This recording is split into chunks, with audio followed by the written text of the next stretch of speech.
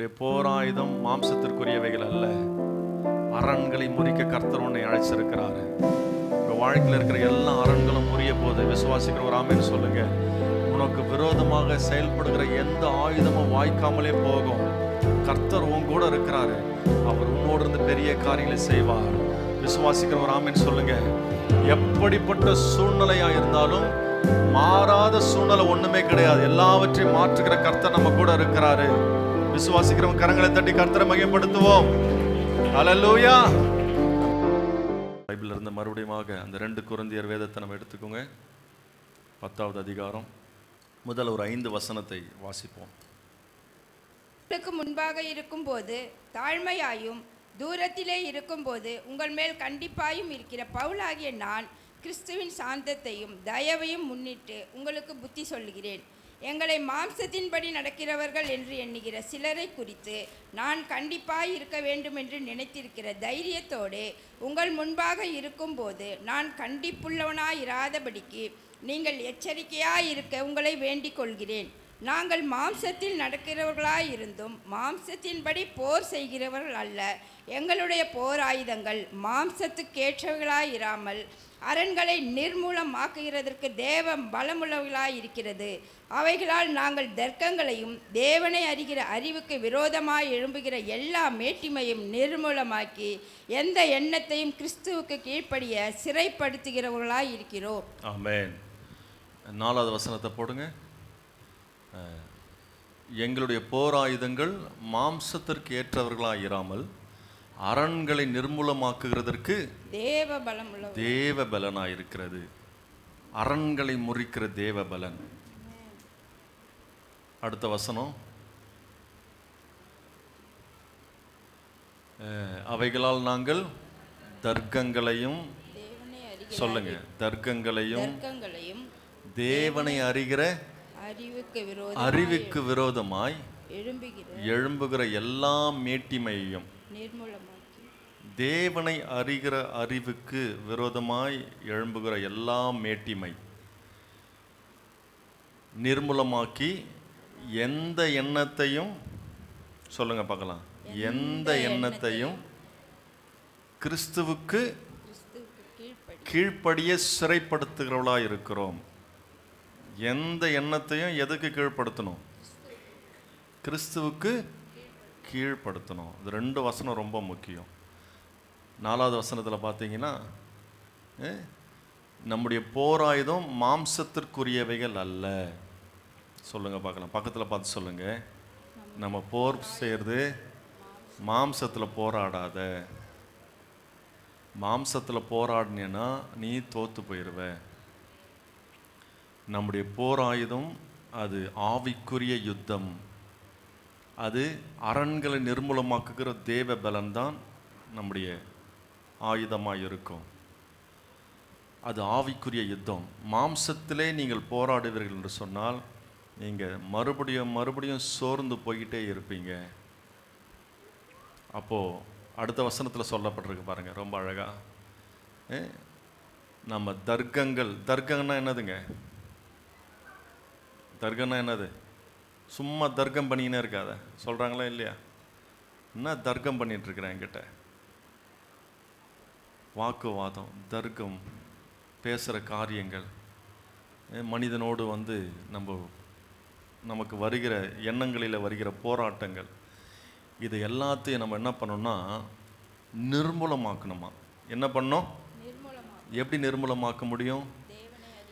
எந்த எண்ணத்தையும் கிறிஸ்துவுக்கு கீழ்ப்பட்டிருக்க சிறைப்படுத்தணும். எந்த எண்ணத்தையும் நம்ம அடிமை கீழ்ப்படுத்தணும். அதை நம்ம மேன்மைப்படுத்தக்கூடாது. அதை நம்ம வளர விடக்கூடாது. ஆங்கிலத்தில் ரொம்ப அழகாக போட்டுரும், casting down imagination and every high thing that exalteth itself against the knowledge of God. ஏன்னா இது எல்லாமே தேவனை அறிகிற அந்த அறிவுக்கு நீ போகிறதுக்கு தடையாக மாறிடும். உன்னால் தேவனை அறிஞ்சு கொள்ள முடியாது. தர்க்கங்கள் இதெல்லாம் இருந்தால் against the knowledge of God and bringing into captive every thought to the obedience of Christ. கிறிஸ்துவுக்கு நம்ம கீழ்ப்படியும் பொழுது அதெல்லாம் நம்ம என்ன பண்ண முடியும்? வேதத்தில் ரொம்ப அழகாக போட்டிருக்குது. இதை பவுல் வந்து கொரிந்து சபைக்கு ரொம்ப அழகாக எழுதுகிறார். 2 கொரிந்தியரில் ஒவ்வொரு அதிகாரத்துலேயும் ஒவ்வொரு இது காரியத்தை பேசுவார். இதுக்கு முந்தின 9வது அதிகாரத்தில் பார்த்தீங்கன்னா ஆண்டவருக்கு கொடுக்கறத குறித்து, விதைக்கிற விதைப்பை குறித்து பேசுவார். ஒவ்வொரு அதிகாரத்துலேயும் ஒவ்வொரு சப்ஜெக்டை பேசிகிட்டே வருவார். இந்த இடத்துல வந்து முக்கியமாக என்ன பேசுகிறாருன்னா, இந்த கொரிந்து சபையில் ஒரு பிரச்சனை வந்து ஏற்படுது.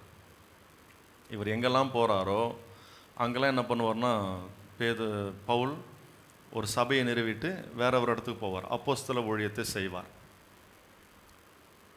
இவர் போன பிறகு அங்கே வந்து புதுசாக பிரசங்கியார்கள் வராங்க சபைக்கு. இவர் நிறுவிட்டு போகிறார்ல, அங்கே வந்து பிரசங்கியார்கள் வந்து அவங்க இஷ்டத்துக்கு வந்து பவுல் சொல்கிறதெல்லாம் தப்பு. அவர் வந்து தூரமாக இருக்கும்போது என்ன பண்ணுவார்? தூரமாக இருக்கும்போது கண்டிப்பாக பேசுவார். கிட்ட வந்தார்னா சாதாரணமாக நார்மலாக வந்து தாழ்மையாக பேசுவார் அப்படின்னு சொல்லிட்டு அவர் மேலே ஒரு குற்றச்சாட்டை வச்சு, அவர் சொல்கிறதெல்லாம் கேட்காதீங்க, அவருடைய போதனை வந்து நமக்கு செட் ஆகாது அப்படின்னு சொல்லிட்டு அந்த கொரிந்து சபையில் ஒரு பெரிய ஒரு குழப்பம் ஏற்படுது. சரியா? பவுல் போன பிறகு அவர் அந்த சபையை நிறுவிட்டு போகிறாரு. அந்த ஸ்தாபிச்சுட்டு போன பிறகு அந்த சபையில் வந்து அங்கே வந்து பவுலுடைய பிரசங்கத்தையும் அவருடைய போதனையும் நிராகரிக்கும்படியாக ஒரு சில கூட்டம் அந்த சபைக்குள்ளே நுழைஞ்சிருது. அவங்க எப்படிப்பட்டவங்களாக இருக்கிறாங்கன்னா, இந்த பின்னணி உங்களுக்கு புரிஞ்சாதான் இதனுடைய வார்த்தைகள் உங்களுக்கு, நான் சொல்கிற காரியங்கள் உங்களுக்கு புரியும். அவங்க வந்து நல்ல சிறந்த பேச்சாளர்களாக இருக்கிறாங்க. பவுல் போன பிறகு யார் உள்ள வர்றது? ஒரு கூட்டம் வந்து சபையை நடத்துறதுக்காக வருது. அவங்க வந்து ஒரு சிறந்த பேச்சாளர்கள். அவங்க வந்து நீயா நானா, யார் இதில் பெரியவன், யார் நல்லா பேசுகிறா பாரு அப்படின்றத மனதில் வச்சு ஒரு போட்டி மாதிரி வந்துடுது சர்ச்சுக்குள்ளே. என்ன வந்துடுதுங்க? சர்ச்சுக்குள்ளே ஒரு போட்டி வந்துடுது. அதுவும் இல்லாமல் இவங்க பவுல் போனதுக்கப்புறம் இங்கே இருக்கிற பிரசங்கியாருங்க வந்து அது சபையை நடத்துகிறவங்க ரொம்ப நல்ல ஸ்கில்ஃபுல் பர்சன், நல்ல திறமைசாலி, பேச்சில் திறமை உள்ளவர்கள், வார்த்தையில் வந்து நல்ல சுத்த தமிழில் அவங்க லாங்குவேஜில் நல்லா தெளிவாக பேசுகிற ஒரு ஆட்கள். நாங்கள் நல்லா திறமையாக இருக்கிறோம், எங்களை மாதிரி பவுல் கிடையாது பாருங்கள் அப்படின்னு சொல்லிட்டு அவங்களுடைய திறமையை வெளிப்படுத்தி அவர்களை மெச்சிக்கொள்வதற்காக, அவங்க யாருன்றதை வந்து ஜனங்க பார்க்கணும் அப்படின்ற மனதுடையவங்க தான் அவங்க.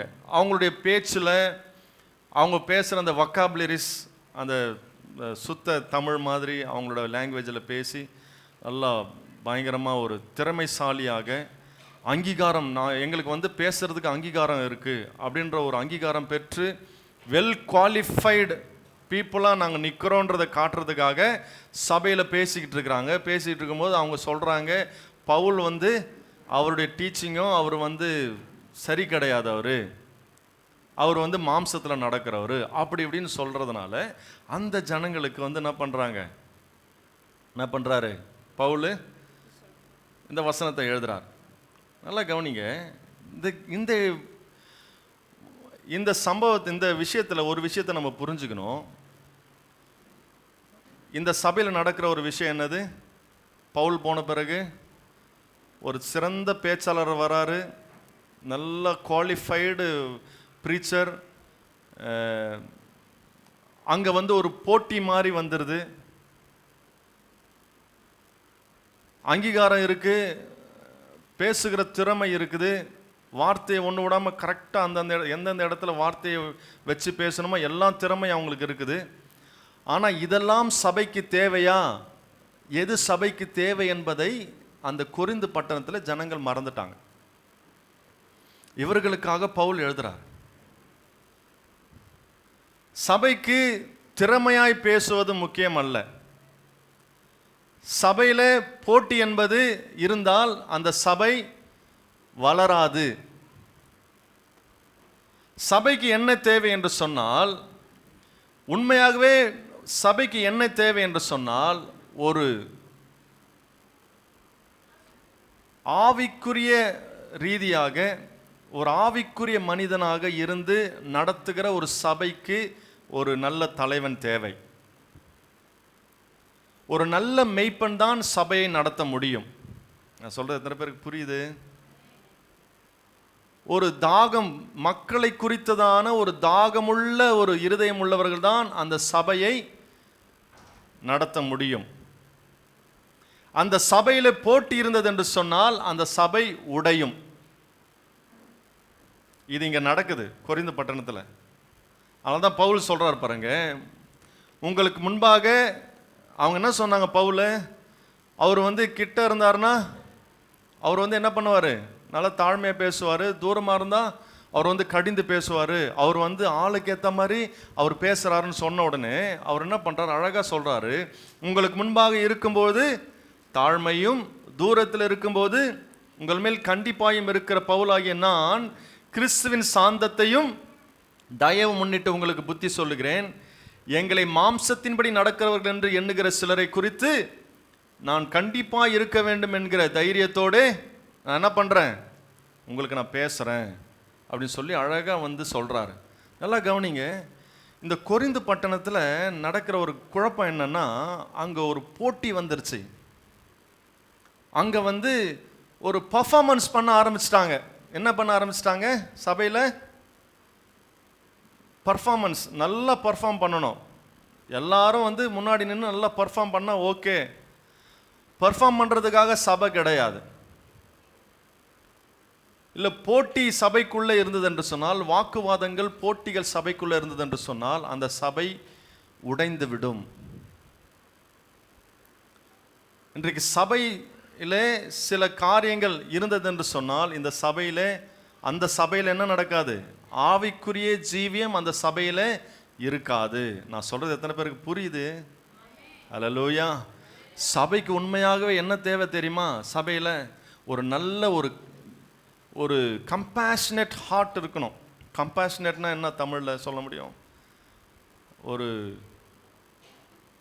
ஒரு இரக்கம் குணமுள்ள ஒரு இருதயமுள்ள ஒரு மனிதனாக இருக்க வேண்டும். ஒரு சபை நடத்தணும்னா ஒரு நல்ல ஒரு மெய்ப்பனாக இருக்க வேண்டும். மக்களை விசாரிக்கிற ஒரு போதகனாக இருக்க வேண்டும். இந்த விஷயங்கள் எல்லாம் என்ன ஆச்சு, அங்கே கொரிந்து பட்டணத்தில் இருக்கிற சபையில் நடத்துகிறவர்கள்கிட்ட இந்த காரியங்கள் இல்லை. இதனால தான் பவுல் மறுபடியும் எழுதுறாரு. அல்லேலூயா, அல்லேலூயா. இன்னைக்கு வேதனைப்படுத்துகிற சில காரியங்கள் என்ன தெரியுமா? சபைகளிலே போட்டி இருக்கக்கூடாது என்று ஆண்டவர் சொல்றாரு.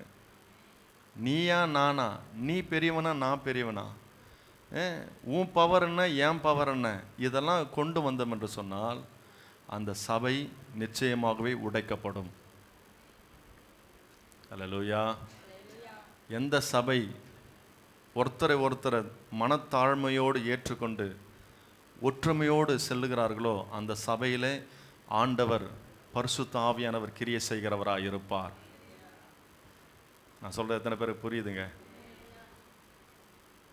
20 வருஷமாக இந்த மெய்ப்பனுடைய ஊழியத்தில் நான் இருக்கிறேன். 10 வருஷம் அப்பா கூடவே இருந்தேன். இன்னைக்கு இந்த வசனத்தெல்லாம் கொண்டு வரணும்னு இல்லை, வேற ஒரு பிரசங்கத்தை எடுத்துகிட்டு வந்தேன்.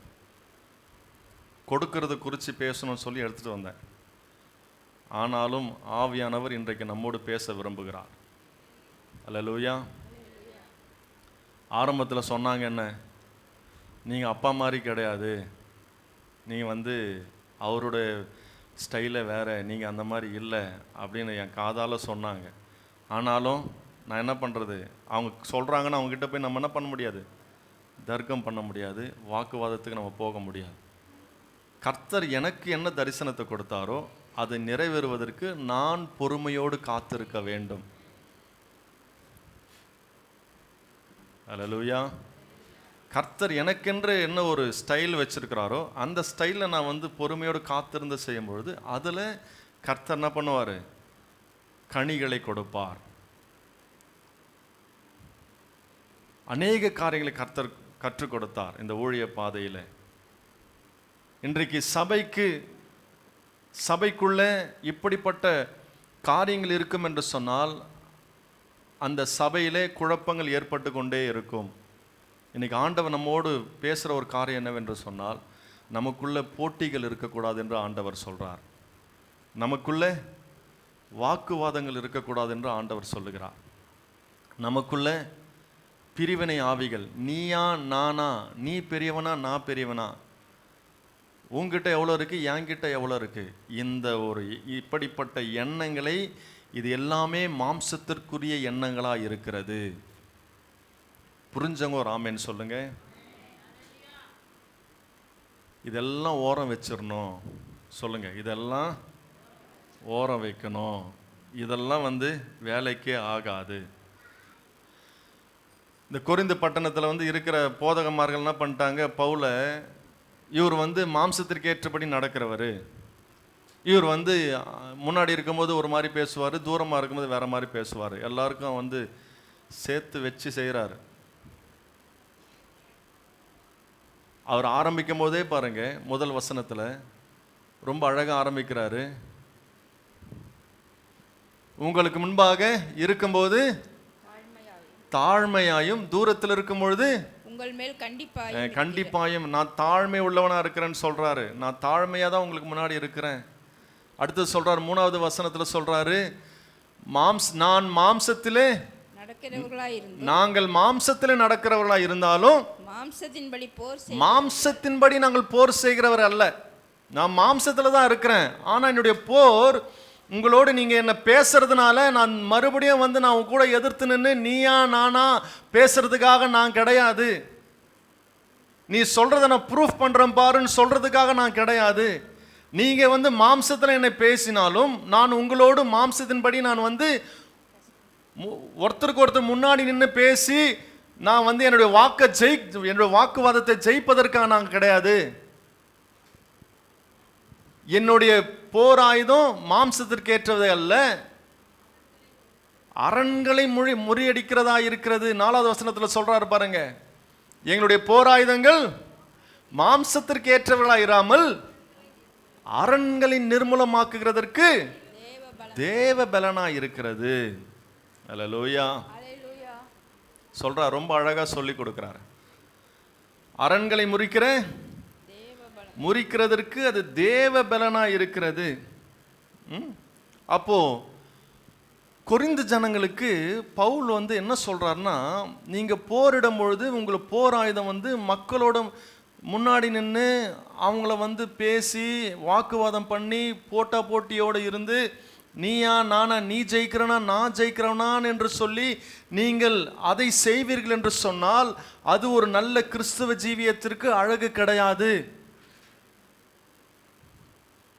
அது நல்ல ஒரு கிறிஸ்தவ ஜீவியம் கிடையாது. நம்ம கிறிஸ்தவர்கள் என்று சொல்லும் பொழுது நம்முடைய போராயுதம் மாம்சத்திற்குரியவர்களாக இருக்கக்கூடாது. அது மாம்சத்திற்குரிய அரண்களை முறிக்கிற தேவ பலனா இருக்கணும் நம்ம போராயுதம். ஆவிக்குரிய யுத்தமா இருக்கணும் நம்ம போராயுதம் அப்படின்னு சொல்லிட்டு ரொம்ப அழகா சொல்றாரு. அதுக்கப்புறம் பாருங்க 5வது வசனத்துல சொல்றாரு பாருங்க. 5வது வசனத்தை வாசிங்களேன். அவைகளால் நாங்கள் தர்க்கங்களையும் தேவனை அறிகிற அறிவுக்கு விரோதமாய் எழும்புகிற எல்லா மேட்டிமையும் நிர்மூலமாக்கி எந்த எண்ணத்தையும் கிறிஸ்துவுக்கு கீழ்ப்படிய எல்லா மேட்டிமையும் நிர்மூலமாக்கி எந்த எண்ணத்தையும் கிறிஸ்துவுக்கு கீழ்ப்படிய சிறைப்படுத்துகிறவர்களா இருக்கிறோம். அப்போ நம்ம மாம்சத்தோடு போரிடாம வாக்குவாதம் இல்லாம போட்டி இல்லாம இருக்கணும்னா அவரோடு நம்ம எதிர்த்துன்னு போராடக்கூடாதுன்னு கூடாதுன்னு சொல்லுது. அப்போ நம்ம என்னதான் செய்யணும்? எப்படி வந்து அந்த போரை நம்ம ஜெயிக்கிறது? எப்படி அவங்க கிட்ட வந்து நம்ம வந்து நான் இப்படிதான் காட்டுறது அப்படின்னு நினைச்சீங்கன்னா ஆண்டவர் சொல்றாரு, நீ ஒன்றும் காட்ட தேவையில்லைன்னு சொல்றாரு ஆண்டவர். நீ அவங்க இப்படி பேசிட்டாங்க, அப்படி பண்ணுறாங்க, இப்படி பண்ணுறான், அப்போ எப்படி தான் நான் எப்படி நான் காட்டுறது? ஆண்டவர் சொல்கிறாரு, பக்கத்தில் பார்த்து சொல்லுங்களேன், பக்கத்தில் கையை பிடிச்சி சொல்லுங்க. ஆண்டவர் சொல்கிறாரு, நீ ஒரு ஆணியும் பிடுங்க தேவையில்ல. நீ பிடுங்குற ஆணி எல்லாமே தேவையில்லாத ஆணி தான். நீ பிடுங்க ஓட்டை சவுத்தில் ஊந்துக்கிட்டே இருக்கும். ஆணி பாட்டு அடித்து கிடந்தானா அது பெயிண்ட் அடித்தா சரியாக போயிடும். அதை பிடுங்குறன்ற பேரில் பிடுங்கிக்கினே இருக்கிற, அது ஓட்டை ஊந்துக்கினே இருக்குது, சுவரில் இருக்கிற எல்லா குறையும் தேருது. சொல்கிறது எத்தனை பேருக்கு புரியுது? இன்னைக்கு நிறைய இடத்துல பிரச்சனைனா தெரியுமா? குடும்பத்திலையும் சரி, உறவுகளில் சரி, சபையிலையும் சரி, நீ என்னை இப்படி பேசிட்ட, நீ என்னை இப்படி அவமானப்படுத்திட்ட, 4 பேருக்கு முன்னாடி சொல்லிட்ட, அப்போ அவங்களுக்கு முன்னாடி நான் யாருன்னு எல்லாருக்கும் தெரிஞ்சாதான் ரைட், அப்போ தான் நீதி விளங்கும். இது மாம்சத்திற்குரிய எண்ணம். ஹலோ,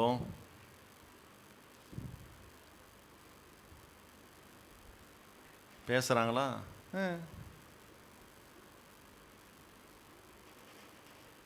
அவதூறு பேசுகிறாங்களா? ஓகே, என்ன பண்ணுறது, பேச அதுக்காக கஷ்டமாக தான் இருக்கும். அதுக்காக நான் போய் நின்று அது கேட்குற நம்மளுடைய சுபாவம் எப்படி தெரியுமா ஆகிப்போச்சு? நம்ம வளர்ந்த விதம், நம்ம கலாச்சாரம், நம்ம குடும்ப சூழல், நம்ம பிள்ளைகளையும் பெற்றோர்கள் பிள்ளைகளையும் பிள்ளைகள் பெற்றோர்களையும் ட்ரீட் பண்ணுற விதம் எப்படி ஆயிடுச்சுன்னா, நமக்குள்ளே பேசுகிற காரியங்கள் உடனே ரிவெஞ்ச் எடுத்து உடனே நம்ம தர்க்கம் வாக்குவாதம் எல்லாமே நம்ம குடும்பத்தில் நடக்கிறது. அது அப்படி என்ன ஆகுது, வளர வளர பிள்ளைங்க வெளியே போனாலும் சரி, நம்ம உறவுகளிலையும் அது பிரதிபலிக்குது.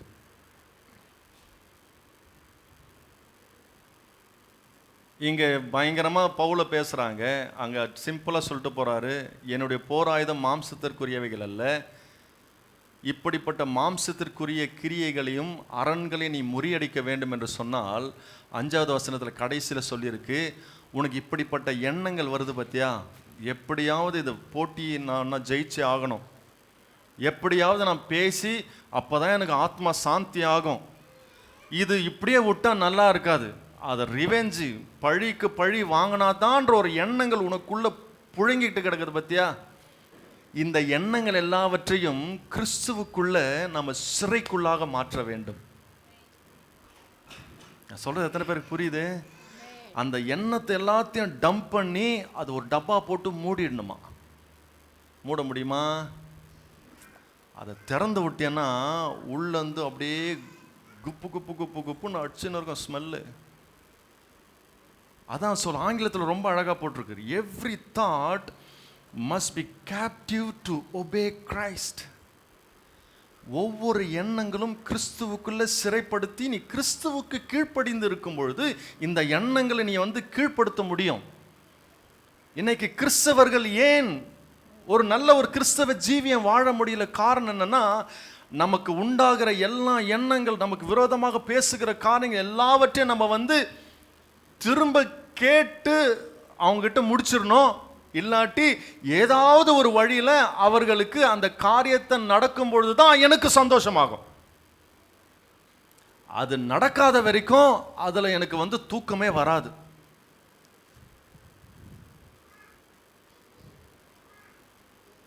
என்னை இப்படி கேட்டாங்களே, இப்படி பேசிட்டானே, இப்படி பண்ணிட்டாங்க, இப்படி துரோகம் பண்ணிட்டான்,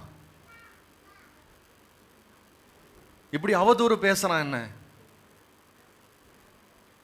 இது நமக்கு ஆண்டவர் சொல்லி கொடுக்கிறாரு. எல்லாவற்றையும் நம்ம என்ன பண்ணோம்? கிறிஸ்துவுக்குள்ள சொல்லுங்க பார்க்கலாம். சிறைப்படுத்தணும், சிறைப்படுத்த வேண்டும். சிறைப்படுத்தணும்னா நம்ம என்ன சொல்லணும்னா, அது என்ன இன்னும் கொஞ்சம் விளக்கமாக சொல்கிறோம் பாருங்க. எப்படி அதை சிறைப்படுத்த முடியும்?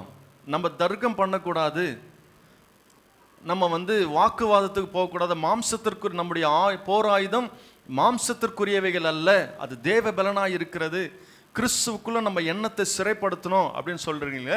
அது எப்படி பண்ண முடியும் அப்படின்னு பார்த்தீங்கன்னா, நமக்கு இப்படிப்பட்ட சூழ்நிலையில் ஒரு கவனமான பகுத்தறிவு வேண்டுமா? சொல்லுங்க பார்க்கலாம். கவனமான பகுத்தறிவு, மைண்ட்ஃபுல் டிசர்ன்மெண்ட். இந்த இடத்துல தான் பிசாசை நம்மளை ட்ரிகர் பண்ணி விட்டுருவான், தூண்டி விட்டுருவான். தூண்டி விட்டு வேடிக்கை பார்ப்பான். ஒரு பாட்டு இருக்குது தெரியுமா, பழைய பாட்டு. தூண்டி விட்டு வேடிக்கை பார்க்குறான் பிசாசு, உன்னை ஆசை காட்டி அழிக்க பார்க்குறான். இது எப்படி எந்த ஒரு ஆசையாக இருந்தாலும் சரி, எந்த ஒரு மாம்சத்திற்குரிய காரியங்களாக இருந்தாலும் சரி, எந்த ஒரு உலகத்தில் இருக்கிற நம்மை கிறிஸ்துவை விட்டு பிரிக்க நினைக்கிற எந்த ஒரு எண்ணங்களாக இருந்தாலும் அதை கொஞ்ச நேரம் கவனிக்கணும். நம்ம கவனித்து பகுத்தறிய வேண்டும். இது சரியா, இதை நான் செய்தா நல்லதா,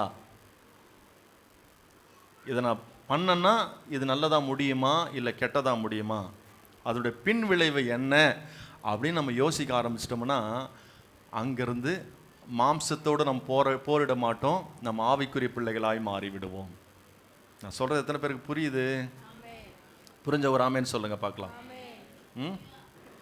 உன்னுடைய எண்ணத்தில் ஒரு மாற்றங்கள் வேண்டும் என்று சொல்லப்பட்டிருக்கு.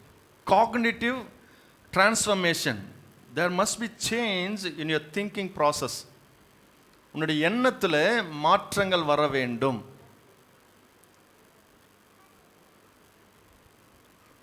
எண்ணங்களிலே மாற்றங்கள் வர வேண்டும். அதான் போட்டிருக்கு பாருங்க 5வது வசனத்துல, எந்த எண்ணத்தையும், அது வாசிங்களா, எந்த எண்ணத்தையும் கிறிஸ்துவுக்கு கீழ்ப்படிய சிறைப்படுத்துகிறவர்களா இருக்கிறோம். எந்த எண்ணத்தையும், எவ்ரி தாட். இந்த தாட்டுக்கு கிரேக்க மொழியில் என்ன போட்டிருக்குன்னா நோய்மா அப்படின்னு போட்டிருக்கு. எந்த எண்ணத்தையும், கிரேக்க மொழி என்னது? நோய்மா. அப்படின்னா என்னன்னா மென்டல் ஹேபிட், மனப்பழக்கம். சொல்லுங்க பார்க்கலாம். மனப்பழக்கம். எல்லாம் சேர்ந்து சொல்லுங்களேன். மனப்பழக்கம். மைக்கில் சொல்ல, எல்லாம் சொல்லட்டும். நீங்களாம் சொல்லுங்க, சத்தமாக சொல்லுங்களேன். உன் மனப்பழக்கத்தை மாற்று. மனசில் தான் எல்லாமே ஆரம்பிக்குது. நம்ம செய்யறதுக்கு முன்னாடி எங்கே தோணுது? இந்த மனப்பழக்கத்தை நம்ம மாற்றணும். இந்த எண்ணத்தை கிறிஸ்துவுக்குள்ள நம்ம அடிமைப்படுத்தணும். நமக்கு 1008 எண்ணம் வருங்க, 1008 எண்ணங்கள் வரும்.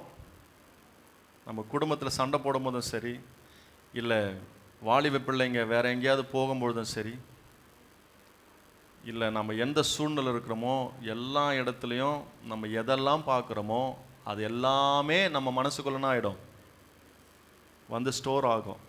அது எல்லாத்தையும் மனம் போன போக்கில் நம்ம இருந்தோம்னா அது நல்ல பழக்கம். அது நான் சொல்கிறது எத்தனை பேருக்கு புரியுது? உன் மனதை கட்டுப்படுத்த நீ கற்றுக்கொள்ள வேண்டும். நான் நினைக்கிறதெல்லாம் நான் பேச ஆரம்பிச்சேன்னா அது ஒரு நல்ல ஒரு மனுஷனுக்கு நல்ல அழகு கிடையாது. அதுலேயும் நிதானித்து எதை பேசணும் எதை பேசக்கூடாதுன்னு ஆவியானவர் நீ கேட்கும் பொழுது எந்தெந்த இடத்துல எதை பேச வேண்டும் என்று ஆண்டவர் உனக்கு சொல்லி கொடுப்பார். அதுக்கு மனப்பழக்கத்துக்கு நீங்கள் வரணும். ஒரு விஷயத்தை நம்ம செய்யணும்னா அது பழக்கப்பட்டுக்கிட்டே இருந்தால் தான் நல்லா செய்ய முடியும். அதுபோல் நீங்கள் யோசிக்கிற எந்த எண்ணங்களாக இருந்தாலும் எல்லாவற்றையும் பேசுவது அது நல்லது கிடையாது, எல்லாவற்றையும் பேசி முடிப்பது அது நல்லது கிடையாது. பேசுகிறதுலையும் இது சரியான எண்ணங்களா, இது நான் யோசிக்கிறது கரெக்டா, இதை நான் பேசினா என்ன ஆகும்னு நம்ம பேசுறதுக்கு முன்னாடி 2 முறை யோசிக்கணும்.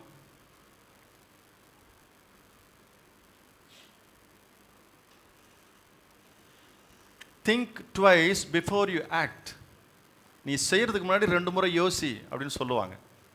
ஒரு ஆமென் சொல்லலாமா? ஹல்லேலூயா. அதுதான் எல்லா எண்ணங்களையும் நம்முடைய சிந்தனையில் மாற்றங்கள் வேண்டும், மனதை பழக வேண்டும்.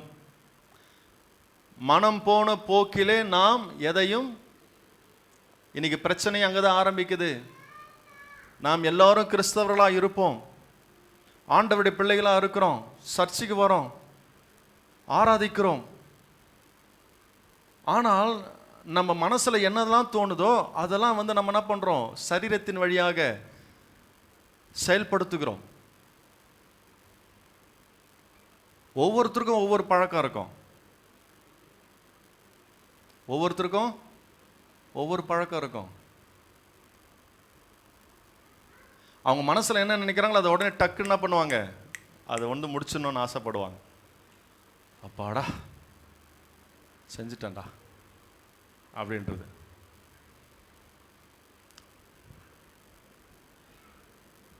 அப்போ நம்ம மனதை நம்ம என்ன பண்ணோம், ஒரு ஒரு நல்ல வழியிலே ஆவிக்குரிய ரீதியாக நம்ம மனதை பழக்க வேண்டும். எல்லாம் சேர்ந்து சொல்லுங்களேன். ஆவிக்குரிய வழியிலே நம் மனதை பயிற்சி கொடுக்க வேண்டும். மனம் போன போக்கில் போகக்கூடாது. சொல்லுங்க, மனம் போன போக்கில் போகக்கூடாது. சில நேரத்தில் நம்ம போகிறோம், ஏன் தெரியுமா? ஏன்னா உன் மனசு அந்த விஷயத்தில் ரொம்ப ஸ்ட்ராங்காக பழகி போயிருக்குது. நீயே நினச்சாலும் உன் மனது சொல்கிற பேச்சை கேட்க மாட்டேங்குது. 3 விஷயம், அந்த மனதை பழக்குவதற்கு 3 விஷயம் தேவைப்படுது. என்ன தெரியுமா? முதல்ல தேவையில்லாத எண்ணங்கள், தானாக தோன்றுகிற, தன்னிச்சையாக தோன்றுகிற தேவையில்லாத எண்ணங்களை நீ அதை எண்ணுவதற்கும், என்றது பெருசு கிடையாது. எல்லாருக்குள்ளும் தேவையில்லாத எண்ணங்கள் நமக்குள்ள என்ன பண்ணோம், வரும். தேவையில்லாத எண்ணங்கள் வருவது பாவம் அல்ல, அதை செய்ய நீ முயற்சி செய்வதுதான் அது பாவத்தில் போய் முடியும். நான் சொல்றது புரியுதா? நான் சொல்றது எத்தனை பேருக்கு புரியுது? எக்கச்சக்க எண்ணங்கள் வருங்க. எண்ணங்கள் நம்ம மனசுல தோணும், அன்வான்ட் தாட்ஸ், தன்னிச்சையாக தோணும். எவ்வளோ எண்ணங்கள் வருது. ஆனால் அந்த எண்ணத்தை வைத்து ஒரு மாடு மாதிரி அசை போட ஆரம்பிக்கிறோம் பார்த்தியா, அங்கே தான் அது நம்மை செய்ய தூண்டி அது பாவத்தில் முடிகிறது. அப்போ மனதிற்கு ஒரு பழக்கத்தை கொண்டு வர வேண்டும் என்று சொன்னால் நாம் முதல்ல அந்த எண்ணத்திலிருந்து விடுதலை ஆக வேண்டும். முதல்ல ஒரு விஷயத்தை நீங்கள் புரிஞ்சுக்கணும். எல்லாருக்குமே நமக்குள்ள எண்ணங்கள் வருதுன்னா அது தானாகவே வரல. அது எங்கேயாவது ஒரு இடத்துல நம்ம பார்ப்போம், யாராவது பேசுறத நம்ம கேட்போம். நம்மளுடைய மனதை ஆண்டவர் அப்படிதான் டிசைன் பண்ணியிருக்கிறார். ஆதாமும் ஏவாளும் ஆண்டவர் உருவாக்கும் பொழுது ஆண்டவர் சொன்ன முதல் விஷயம் என்ன தெரியுமா? எதற்காக தெரியுமா ஆண்டவர் உருவாக்குனாரு? நீங்க இந்த உலகத்தை ஆண்டு கொள்ளுங்க, ஆனா இந்த உலகத்தை ஆண்டு கொள்ள வேண்டும் என்று சொன்னால் எப்பொழுதும் நீங்கள் என் பிரசனத்திலிருந்து என்னை பார்த்துக்கிட்டே இருக்கணும். நீங்க என்னை பார்த்துக்கிட்டே இருந்தாதான் என்னிடத்திலிருந்து உங்களுக்கு ஒரு காரியம் புறப்படும், அதை இந்த உலகத்தில் நீங்க பிரதிபலிக்க முடியும். நீங்க என்னை பார்க்கறத விட்டுட்டு நீங்க திரும்பி வேற ஒரு இடத்துல பார்க்க ஆரம்பிச்சீங்கன்னா, நீங்க எங்க பார்க்குறீங்களோ அந்த எண்ணங்கள் தான் உன் வாழ்க்கையில நீ செயல்படுத்த ஆரம்பிச்சிருவ. எங்க தேவையில்லாத எண்ணங்கள் புறப்படுகிறது என்று சொன்னால், நாம் எங்கெல்லாம் தேவையில்லாத காரியங்களை நாம் பார்க்கிறோமோ பழகுகிறோமோ அங்குதான் அந்த காரியங்கள் எல்லாம் நம்ம மனதில் ஸ்டோர் ஆகி அதை நம்ம திரும்ப திரும்ப செஞ்சுக்கிட்டே இருப்போம். நான் சொல்றது எத்தனை பேருக்கு புரியுது? அல்லேலூயா. உன் மனதை தூண்டுகிற எந்த ஒரு காரியமா இருந்தாலும் நம்ம எதை பார்க்குறோம்ன்றது ரொம்ப முக்கியம், எதை பேசுகிறோன்றது ரொம்ப முக்கியம், யாரு கூட சேர்றோன்றது ரொம்ப முக்கியம். நாம மாம்சத்திற்குரியவர்களாய் இராமல் ஆவிக்குரியவர்களாய் நாம் சிந்திக்க வேண்டும், நடக்க வேண்டும் என்று சொன்னால் நம்ம எண்ணத்திற்கு நாம் என்ன செய்யணும்? பழக்கத்தை கொண்டு வரணும். ரெண்டாவது பார்த்தீங்கன்னா, நம்ம வாழ்க்கையில் இப்படிப்பட்ட எண்ணங்கள் எங்கேருந்து உருவாகுதுன்னா, நம்ம கலாச்சாரமே பெரிய ஒரு காரியமாக இருக்குது. நம்ம வளர்கிற சூழல், நாம் பழகுகிற நண்பர்கள், நாம் பார்க்கிற காரியங்கள் எல்லாம் இருந்தாலும் நம்முடைய எண்ணத்தை ஆவிக்குரிய ரீதியாக செலுத்தும் பொழுது அங்கிருந்து ஆண்டவர் நமக்கு அநேக ஞானங்களை கொடுப்பார். நாம் இந்த உலகத்தை ஜெயிக்கிறவர்களாய் மாற முடியும். நான் சொல்றது புரியுதுங்களா? அல்லேலூயா. புரிஞ்ச ஒரு ஆமென் சொல்லுங்க பார்க்கலாம். நம்முடைய சிந்தையை நம்ம அலைன் பண்ண கற்றுக்கணும், ஒழுங்கு பண்ண கற்றுக்கணுமா. நம்ம மனசை ஒழுங்கு பண்ண கற்றுக்கணும். எல்லாம் சேர்ந்து சொல்லலாமா? நம்ம மனதை ஒழுங்கு செய்ய வேண்டும். இப்போ கார் ஓட்டிட்டு போகிறோம்னு வச்சு, கார் ரிப்பேருக்கு கொடுக்குறோம், பிரச்சனையாக இருக்குது பாருங்கள், வீல்லாம் கழட்டி பாருங்கன்னு சொன்ன உடனே கழட்டி பார்த்த மெக்கானிக் என்ன பண்ணுவார், அப்படியே கழட்டி மாட்டி அப்படியே கொடுத்துட மாட்டார். வீல்லாம் கழட்டி மாட்டின பிறகு அலைன்மெண்ட்டுக்கு விடுவார். ஒரு சிஸ்டம் ஒன்று இருக்கும், அதுக்கு முன்னாடி காரை போய் நிறுத்துவாங்க. நிறுத்தின உடனே அந்த காரில் வீல்லாம் கரெக்டாக உட்காந்துருக்கா உட்காரலையான்றது அந்த சிஸ்டம்லேருந்து தெரிஞ்சிடும். அதை உடனே அலைன் பண்ணுவாங்க, ஒழுங்குபடுத்துவாங்க. ஏன்னா லாங் ட்ராவல் பண்ணும்போது அது ஒழுங்குபடுத்தாமல் நம்ம அப்படியே விட்டுட்டோம்னா அந்த கார் லாங் ட்ராவலில் போகும்போதுன்னா ஆகும், வீல் அப்படியே அலாஞ்சிக்கிட்டே இருக்கும், இப்படி இப்படி அப்படின்னு போயிட்டே இருக்கும். அது பயமாகவே இருக்கும். அப்போ நம்ம மனதையும் நம்ம என்ன பண்ணோம், ஒழுங்குபடுத்தணும். அதற்கு ஒரே வழி தேவ பிரசன்னமும் தேவனுடைய வார்த்தையும் மட்டும்தான். நான் சொல்கிறது புரியுதா? நம்ம மனதை ஒழுங்கு பண்ண கற்றுக்கணும். ஹல்லேலூயா, ஹல்லேலூயா. நான் சொல்கிறது எத்தனை பேருக்கு புரியுது? ஆங்கிலத்தில் ரொம்ப அழகாக போட்டிருக்கு இந்த வசனம் பாருங்க. தமிழில் போட்டிருக்கு, அவைகளால் நாங்கள் தர்க்கங்களையும் தேவனை அறிகிற அறிவுக்கு விரோதமாய் எழும்புகிற எல்லா மேட்டிமையையும் நிர்மூலமாக்கி எந்த எண்ணத்தையும் கிறிஸ்துவுக்கு கீழ்ப்படிய சிறைப்படுத்துகிறவர்களா இருக்கிறோம். இங்க மெசேஜ் டிரான்ஸ்லேஷன் வெர்ஷன்ல என்ன போட்டிருக்குன்னா, fitting every loose thought and emotion and impulse into the structure of life shaped by Christ. என்னுடைய எண்ணங்கள், என்னுடைய வாழ்க்கை இயேசுவுக்குள்ளாக என்ன பண்ணணும், வடிவமைக்கப்படணும். என் லைஃப் கிறிஸ்துவுக்குள்ளாக ஷேப் ஆகணும். என் லைஃப் எதுக்குள்ளாக ஷேப் ஆகணும்? இன்னைக்கு நிறைய பேரோட வாழ்க்கை எதில் ஷேப் ஆகிருக்கு தெரியுமா? நிறைய பேர் வாழ்க்கை எதில் ஷேப் ஆகிருக்கு தெரியுமா? பார்க்குற ஃபோன் தான் ஒன் ஆஃப் த வர்ஸ்ட். மக்களை ஒரு விதமாக ஷேப் ஆக்கி வச்சிருக்கு. இன்னைக்கு சினிமாவை பார்த்து வளர்ந்த பலவீனமான கூட்டம் நிறைய இருக்கு. சினிமாவில் நடக்கிற விஷயத்தை பார்த்து இதுதான் எனக்கும், இப்படிதான் நானும் இருப்பேன் அப்படின்னு வளர்ந்து பலகீனமான கூட்டமாக இருக்கிறது.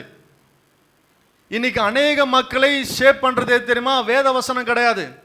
கிறிஸ்தவர்களா இருந்தாலும் அவர்கள் வாழ்க்கையில் அவங்க பார்க்குற ரீல்ஸும் ஃபேஸ்புக்கில் பார்க்குற வீடியோவும், புருஷ மனைவி புருஷனை பார்த்து பேசுகிற காரியங்கள், இதெல்லாம் பார்த்து அதை ஒரு என்கரேஜ்மெண்ட்டாக எடுத்துக்கிட்டு அதை உள்வாங்கி அதை சந்தோஷப்படும் போது என்ன ஆகுதுன்னா உன் மனசு அதன் பக்கமாக திரும்பிடுது. அது உன்னை அறியாமே குடும்பத்தில் ரிஃப்ளெக்ட் ஆகுது. உன்னை அறியாமே குடும்பத்தில் அதனை செய்ய ஆரம்பிச்சிடுற. நம்முடைய வாழ்க்கை கிறிஸ்துவுக்குள்ளாக வடிவமைக்கப்பட வேண்டும். வேதம் என்ன சொல்லுகிறது? தேவ பிரசன்னத்தில் காத்திருக்கும் பொழுது, ஆவியானவருக்கு நம்ம இடம் கொடுக்கும் பொழுது, அந்த இடத்துல நம்முடைய வாழ்க்கை அவர் நம்மை உருவாக்க போதுமானவராக இருக்கிறார். நான் சொல்ற விஷயத்துக்கு புரிஞ்ச ஒரு ஆமென் சொல்லுங்க. அல்லேலூயா. நம்முடைய எண்ணங்கள் கிறிஸ்துவுக்குள்ளாக சிறைப்பட வேண்டும். அல்லேலூயா. நம்ம எதை அதிகமாக நம்ம பண்றோம், எந்த ஒரு விஷயத்தை நம்ம அதிகமாக செய்யறோமோ அதுதான் நம்ம வாழ்க்கையாக மாறிவிடும். நான் சொல்றது எத்தனை பேருக்கு புரியுது? நம்ம சர்ச்சுக்கு வர பிள்ளைங்களுக்கு நான் சொல்றேன், நீங்க ரீல்ஸ் பாருங்க, பார்க்குறீங்களா? ஏதோ டைம் பாஸ் பார்க்குறீங்களா? ஓகே. ஆனால் அதை பார்த்துட்டு உன் மனசு வந்து ரொம்ப சந்தோஷம் அடையுது, அதில் ரொம்ப என்டர்டெயின் ஆகிடுற, இதுதான் என் வாழ்க்கை, இப்படி தான் நானும் இருக்கணும் அப்படின்னு நினச்சேன்னா அங்கே நீ கஷ்டகாலம் உனக்கு ஆரம்பிச்சிருச்சுன்னு அர்த்தம். நான் சொல்கிறது எத்தனை பேருக்கு புரியுது? நம்முடைய வாழ்க்கை, ஆண்டவர் நம்ம வாழ்க்கையை ஷேப் பண்ணணும். இந்த மீடியாவோ, இந்த இன்ஸ்டாகிராமோ, ஃபேஸ்புக்கோ, இல்லை யூடியூப்பில் பார்க்குற ரீல்ஸோ நம்ம வாழ்க்கை என்ன பண்ணக்கூடாது? உருவாக்கக்கூடாது.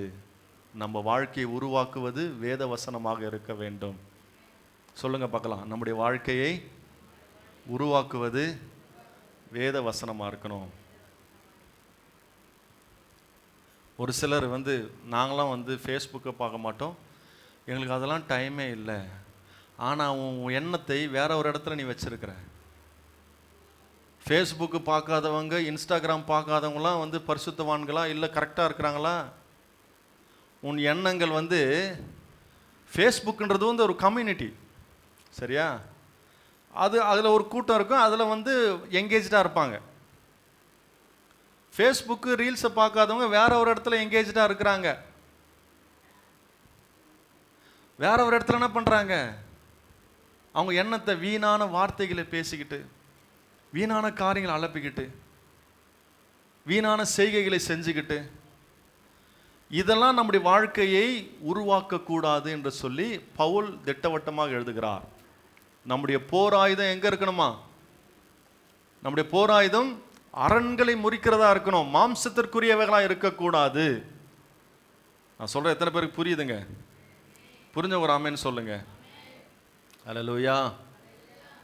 போர் அடிக்குதுன்ற ஒரு ஆமேன்னு சொல்லுங்க. பாஸ்டர் ரொம்ப சீரியஸாக போகிறாரு இன்னைக்கு. உங்கள் வாழ்க்கையில் நீங்கள் ஜெயத்தை பார்க்கணுமா? ஒரு சிறந்த ஒரு கிறிஸ்தவ ஜீவியம் வாழணுமா? இதெல்லாம் உங்களுக்கு தேவை கண்டிப்பாக. நீ மாம்சத்திற்குரியவனாக இருந்தால் உன்னால் இந்த உலகத்தை ஜெயிக்க முடியாது. நம்முடைய வாழ்க்கை ஆவிக்குரிய ரீதியாக இருக்கும் பொழுது அங்கே ஜெயத்தை பெற முடியும். இங்கே எவ்வளவோ சொல்கிறாங்க பவுலை குறித்து. அவர் சொல்கிறாரு, நான் மாம்சத்திற்குரியவனாக இருந்தாலும் நான் மாம்சத்திற்கு ஏற்றபடி நடக்கிறவன் அல்ல, நான் என்னுடைய போராயுதம் தேவ பலனாக இருக்கிறது.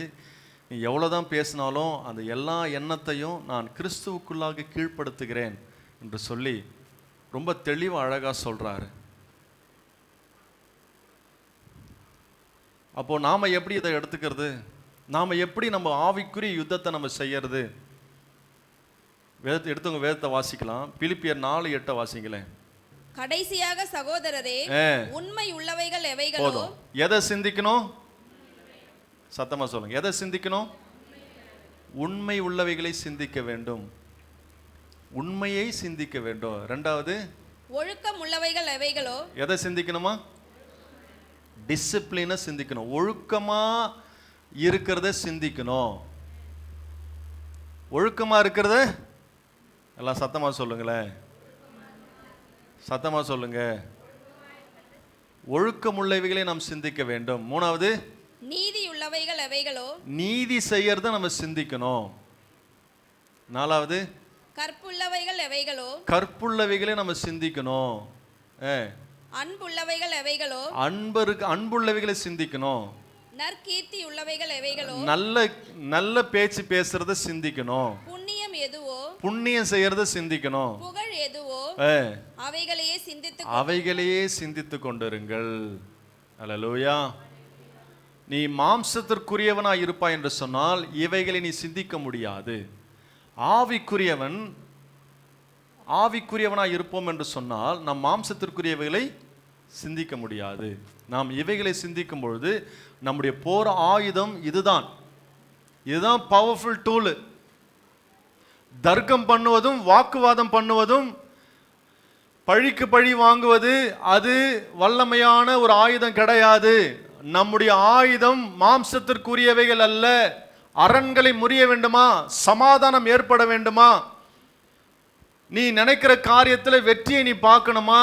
நீ கம்முன்னு இரு. ஆண்டவர் சொல்றார், நீ அமைதியா இரு. பக்கத்தில் பார்த்து சொல்லுங்களேன். பக்கத்தில் பார்த்து சொல்லுங்க. ஒருத்தர் ஆல்ரெடி கம்முன்னு இருக்கிறாங்க போல இருக்கு. ஆல்ரெடி 3வது வானத்தில் ஒருத்தவங்க இருக்கிறாங்க கம்முன்னு. அவங்கள டிஸ்டர்ப் பண்ணாதீங்க, விட்டுருங்க. அந்த மாதிரி இருந்தால் கூட பிரச்சனையே இல்லைம்மா. அந்த மாதிரி இருந்தால் கூட பிரச்சனையே கிடையாது. நம்ம எப்போ வாயை திறக்க ஆரம்பிக்கிறோமோ, ஒரு ஸ்டேட்டஸ் ஒன்று பார்த்தேன். மீன் கூட வாயை மூடிக்கிட்டு இருந்தா தூண்டில் அகப்படாதான். மீன் கூட வாயை மூடிக்கிட்டு இருந்தா மாட்டிக்காது. மீன் வாயை திறந்தா தூண்டில மாட்டிக்கும். அப்ப என்ன சொல்ல வராங்க இதுல? உனக்கு போர் ஆயுதங்கள் வரும்பொழுது, பிரச்சனைகள் வரும்பொழுது, போராட்டங்கள் வரும்பொழுது நீ என்ன பண்ணு? சொல்லுங்களேன், சொல்லுங்களேன். சூனியம் எங்க தான் இருக்குது உனக்கு? நமக்கு சூனியமே வேற யாரும் வைக்கல, பாயெல்லாம் வைக்கல. சூனியம் பாய்க்கு நீங்க வச்சிருவீங்க. சூனியம் பாய்க்கு நம்ம அவ்வளோ பவர் இருக்குது நம்ம வாயில. நார் அடிக்கிறதும் நார் அடிக்காமல் இருக்கிறதும், 4 பேரை பற்றி பேசுறதும் பேசாமல் இருக்கிறதும் நம்ம வாயில தான் இருக்கு. உன் வாயிலேயே நீ சூனியம் வச்சுக்காத, அமைதியா இரு. அதன் காலத்தில் கர்த்தர் நேர்த்தியா செய்வார். அல்லேலூயா. இப்படிப்பட்ட சிந்தனைகள் வரும்பொழுது, உனக்கு விரோதமான காரியங்கள் நடக்கும் பொழுது, அதை தாங்க முடியாத ஒரு சூழ்நிலை இருக்கும்பொழுது தேவனுடைய சமூகத்தில் ஒப்பு கொடுத்துட்டு அமைதியா இரு. நான் சொல்ற எத்தனை பேருக்கு புரியுது? அங்குதான் நீங்க ஜெயிக்க முடியும். அங்குதான் எல்லாமே நேர்த்தியாக முடியும். இல்லைன்னா நாம இந்த உலகத்தை மேற்கொள்ளவே முடியாது. போராடிக்கிட்டே தான் இருக்கணும். நீங்களும் நானும் மாம்சத்தில் போர் செய்வதற்காக கர்த்தர் நம்மை அழைக்கவில்லை. நம்முடைய யுத்தம் ஆவிக்குரிய யுத்தமாக இருக்கிறது. உன் வாழ்க்கையில் இருக்கிற அரண்கள் முறிய வேண்டுமா? பிரச்சனைகள் முடிய வேண்டுமா? நம்முடைய போராயுதம் ஆவிக்குரிய யுத்தமாக இருக்கிறது. எபேசியர் 6 வாசிங்கன்னா அதுதான் சொல்லப்பட்டிருக்கு. எபேசியர் 6:12 வாசிங்களேன். எபேசியர் 6:12. ஏனெனில் மாம்சத்தோடும் இரத்தத்தோடும் அல்ல, துரைத்தனங்களோடும் அதிகாரங்களோடும் இப்பிரபஞ்சத்தின் அந்தகார லோகாதிபதிகளோடும் வான மண்டலங்களில் உள்ள பொல்லாத ஆவிகளின் சேனைகளோடும் நமக்கு போராட்டம் உண்டு. ஏனெனில் மாம்சத்தோடும் இரத்தத்தோடும் அல்ல. மாம்சத்தோடு இரத்தத்தோடு யார் இருக்கிறா? யார் இருக்கிறாங்க? உன் பக்கத்து வீட்டுக்காரன் இருக்கிறான். மாம்சத்தோடு இரத்தத்தோடு யார் இருக்கிறா? உனக்கு விரோதமா சண்டை போடுறவங்க இருக்கிறாங்க. அவங்க கூட உன் பிரச்சனையே கிடையாது. சொல்லுங்க, அவங்க கூட பிரச்சனையே இல்லை. நான் எப்படியோ அதே போல தான் அவங்களும். அவங்களும் நானும் ஒன்று தான். இதை சொல்லுங்க முதல்ல. அவங்களும் நானும் ஒன்று தான். நான் சொல்றது புரியுதா? அதெல்லாம் இல்லை பாஸ்டர், அவங்க பேசுறதெல்லாம் நீ கேட்டிருப்பீங்களா? இல்லை இல்லை, நீ பேசுறத அவங்க கேட்குறாங்களே, அவங்களும் அதே தான் சொல்கிறாங்க. அவங்களும் நானும் ஒன்று தான். என் பிரச்சனை மனுஷங்க கூட கிடையாது. இதை தூண்டி விடுகிற பிசாசோட தான் என் போராட்டம் இருக்கு. அப்போ பிசாசு கூட போய் கத்தி சண்டை போட முடியுமா? பிசாசு உன் வாழ்க்கையில், உன் குடும்பத்தில், உன் உறவுகளில் பிசாசுடைய கிரியைகளை நாம் முறியடிக்க வேண்டும் என்று சொன்னால், நாம் மாம்சத்தோடு போராடினோம் என்று சொன்னால் அங்கு எந்த காரியமும் சரியாகாது. நம்முடைய போராட்டம் ஆவிக்குரிய யுத்தமாக இருக்கிறது. மாம்சத்தோடு இரத்தத்தோடும் அல்ல, துரைத்தனங்களோடும் அதிகாரங்களோடும் இப்பிரபஞ்சத்தின் அந்தகார லோகாதிபதிகளோடும் வானமண்டலில் உள்ள பொல்லாத ஆவிகளின் சேனைகளோடு நமக்கு போராட்டம் உண்டு. அப்போ நான் என்ன செய்யணும்? போராட்டத்துக்கு நான் என்ன பண்ணணும்? அப்போ மாம்சத்தோடு போராடக்கூடாதுன்னு சொல்றீங்க, நான் ஆவியோடு போராடணும், நான் என்ன செய்யணும்? அப்போ தொடர்ந்து அந்த அதிகாரத்தில் வாசித்தீங்கன்னா, ஆகையால் தீங்கு நாளில் அவைகளை நீங்கள் எதிர்க்கவும், நீ தீங்கு நாள்ல பிரச்சனை வரும்போது அதை எதிர்த்து நிக்கணும்னா, நீ போய் உன் வாயை திறந்து சண்டை போடாத, போராடாத, நீ எந்த ஒரு காரியத்தை நீங்க பேசாதீங்கன்னு வந்து வசனம் சொல்லுது. சகலத்தையும் செய்து முடித்தவர்களாய் நிற்கவும் திராணி உள்ளவர்கள் ஆகும்படிக்கு தேவனுடைய சர்வாயுத வர்க்கத்தை எடுத்துக்கொள்ளுங்கள். எல்லாம் சேர்ந்து சொல்லலாம், தேவனுடைய சர்வாயுத வர்க்கத்தை எடுத்துக்கொள்ளுவோம். அது என்னது? சத்தியம் என்னும் கச்சையை. சத்தியம் என்னும் கச்சை என்ன பண்ணணும்? உங்கள் அறையில் கட்டினவர்களாயும், நீதி என்னும் மார்க்கவசத்தை தரித்தவர்களாயும். நீதி என்னும் மார்க்கவசத்தை தரிச்சுக்கோ. சமாதானத்தின் சுவிசேஷத்திற்குரிய சமாதானத்தின் வசனத்தை உன் மனசுல உள்வாங்கு. ஆயத்தம் என்னும் பாதரட்சையை கால்களிலே தொடுத்தவர்களாயும், பொல்லாங்கன் எய்யும் அக்னி ஆஸ்திரங்களை எல்லாம். உனக்கு எதிராக பேசப்படுகிற வார்த்தைகளை நீயும் திரும்ப பொல்லாங்கான அக்னியை எய்ய வேண்டும் என்று வசனம் சொல்லல. அப்படிப்பட்ட வார்த்தைகளோ எப்படிப்பட்ட காரியங்களோ தீய காரியங்கள் உனக்கு விரோதமாக வரும்பொழுது நாம் என்ன செய்யணுமா? அவித்து போடத்தக்கதாய் எல்லாவற்றிற்கும் மேலாக விசுவாசம் என்னும் கேடகத்தை பிடித்துக் கொண்டவர்களாயும் நில்லுங்கள். விசுவாசம் என்னும் கேடகத்தை நாம் பிடித்துக் கொள்ளுகிறவர்களா இருக்க வேண்டும். எல்லாவற்றையும் கர்த்தர் நேர்த்தியாக செய்து முடிப்பார். என் நீதியை விளங்க செய்கிற கர்த்தர் என் கூட இருக்கிறாரு, அவர் எல்லாவற்றையும் பார்த்து கொள்ளுவார் என்கிற இந்த விசுவாசத்தோடு நம்பிக்கையோடு நாம் காத்திருக்கும் பொழுது அந்த இடத்துல நாம் ஆவிக்குரிய யுத்தத்தை செய்கிறவர்களாய் இருக்கிறோம். நாம் யுத்தத்தை வெல்ல முடியும், நாம் சமாதானம் பெற முடியும், ஆசீர்வாதம் நமக்கு உண்டாகும். நான் சொல்றது எத்தனை பேருக்கு புரியுது? அல்லேலூயா. புரிஞ்ச ஒரு ஆமேன் சொல்லுங்க பார்க்கலாம், சத்தமா சொல்லுங்க. இந்த வார்த்தையை சொல்லுங்க, மாற்றி யோசிக்கலாம். யோசனை தான் பிரச்சனையே இருக்கு. சத்தமாக சொல்லுவோம், மாற்றி யோசிப்போம், மாற்றி யோசிப்போம். அல்லேலூயா. நம்முடைய போராயுதம் மாம்சத்திற்குரியவைகள் அல்ல, அரண்களை முறிக்க கர்த்தர் உன்னை அழைச்சிருக்கிறாரு. உங்கள் வாழ்க்கையில் இருக்கிற எல்லா அரண்களும் முறிய போது விசுவாசிக்கிற ஒரு ஆமேன்னு சொல்லுங்க. உனக்கு விரோதமாக செயல்படுகிற எந்த ஆயுதமும் வாய்க்காமலே போகும். கர்த்தர் உன் கூட இருக்கிறாரு, அவர் உன்னோடு இருந்து பெரிய காரியங்களை செய்வார். விசுவாசிக்கிற ஒரு ஆமென் சொல்லுங்க. எப்படிப்பட்ட சூழ்நிலையா இருந்தாலும் மாறாத சூழ்நிலை ஒண்ணுமே கிடையாது, எல்லாவற்றையும் மாற்றுகிற கர்த்தர் நம்ம கூட இருக்கிறாரு. விசுவாசிக்கிறவங்க கரங்களை தட்டி கர்த்தரை மகிமைப்படுத்துவோம். ஹல்லேலூயா. நம்ம எல்லோரும் எழுந்து நின்று நம் கர்த்தரை நோக்கி நாம் பார்ப்போம்.